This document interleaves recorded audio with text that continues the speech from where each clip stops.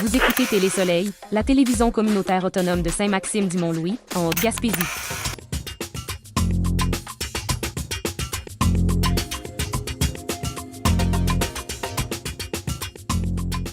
Les acteurs socio-économiques de la Haute-Gaspésie, comprenant les élus locaux, des entrepreneurs et des représentants d'industries clés, ont exprimé leurs vives préoccupations face aux mesures de protection du caribou mises en place par le gouvernement du Québec.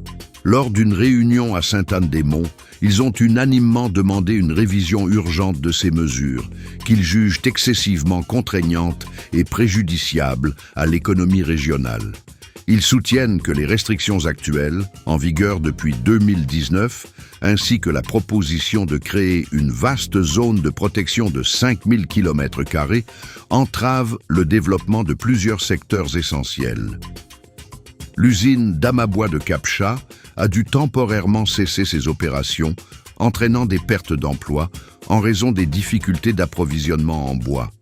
De plus, les perspectives pour des projets éoliens, le tourisme récréatif et d'autres activités économiques sont compromises.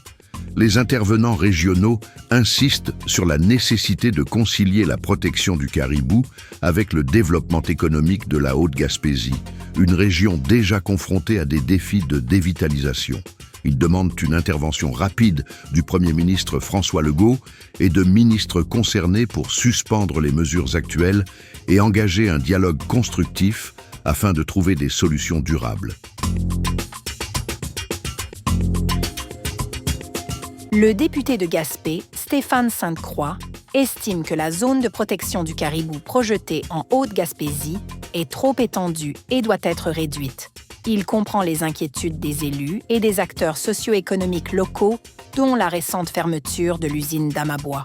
Il plaide pour un dialogue constructif avec le gouvernement afin de trouver des solutions qui préservent l'économie régionale, tout en respectant les impératifs de protection du caribou. Il espère que le gouvernement fera preuve de flexibilité et tiendra compte des réalités locales pour éviter une rupture avec la communauté. La campagne électorale s'intensifie, alors que Diane Leboutillier, députée sortante, et Alexis Deschênes, candidat bloquiste, s'affrontent publiquement sur la question des débats.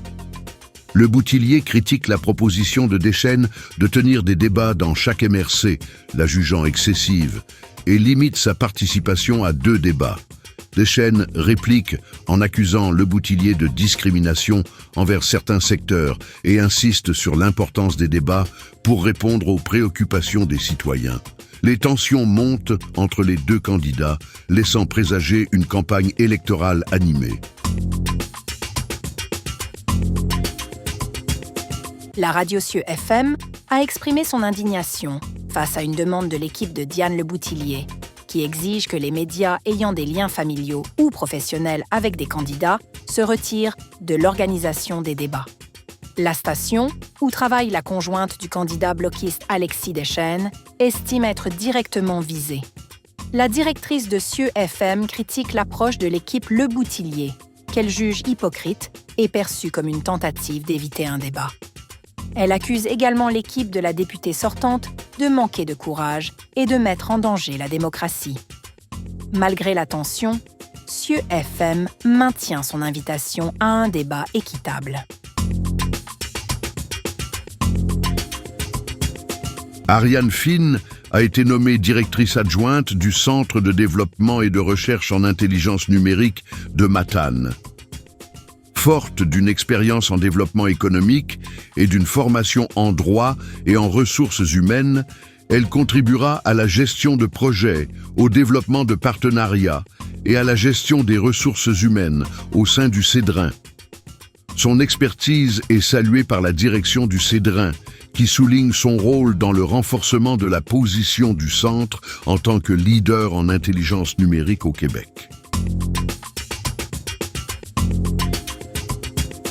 Lors d'une visite à Matane, Yves-François Blanchet, chef du Bloc québécois, a insisté sur l'importance de défendre les enjeux locaux lors des prochaines élections fédérales.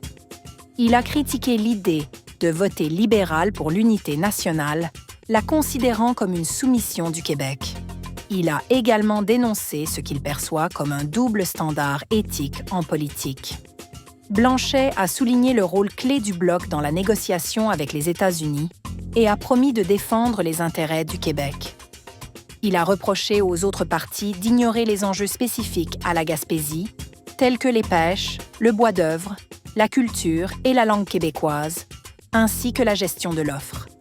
Alexis Deschênes, candidat bloquiste, a accusé son adversaire d'inciter les électeurs à voter du bon bord en promettant des investissements fédéraux. Il a mis en avant les liens du Bloc avec le peuple québécois et a appelé à une économie régionale forte. La rencontre a également été l'occasion pour les députés Christina Michaud et Pascal Bérubé d'appeler à la mobilisation des militants pour les élections à venir.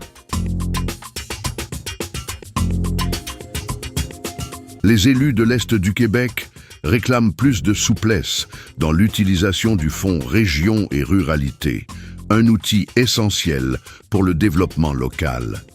Ils craignent que les nouvelles règles imposées par le gouvernement, visant à prévenir les abus, ne limitent leur capacité à soutenir l'emploi et les initiatives régionales. Les élus s'inquiètent particulièrement de la réduction des fonds alloués aux salaires des conseillers économiques et des agents de développement, des experts essentiels pour aider les entrepreneurs et les organismes locaux. Les régions moins riches, comme la Haute-Gaspésie, pourraient être durement touchées par ces changements. L'opposition, représentée par Mégane Perry-Mélançon, du Parti québécois, soutient les élus et souligne l'importance de maintenir une approche flexible pour ce fonds. La ministre des Affaires municipales, André Laforêt, devrait bientôt annoncer les nouvelles directives pour ce programme, très attendu dans les régions éloignées. Les acteurs socio-économiques de la Haute-Gaspésie lancent un cri d'alarme contre les mesures de protection du caribou, les jugeant abusives et destructrices pour l'économie locale. Ils ont tenu une réunion à Sainte-Anne-des-Monts pour demander l'intervention du Premier ministre François Legault. L'usine d'Amabois a déjà dû mettre à pied des employés en raison des restrictions sur l'approvisionnement en bois, et le groupe demande la levée de ces mesures ainsi que le rétablissement des volumes de bois alloués. Il sollicite également l'appui de plusieurs ministres et élus pour résoudre la situation.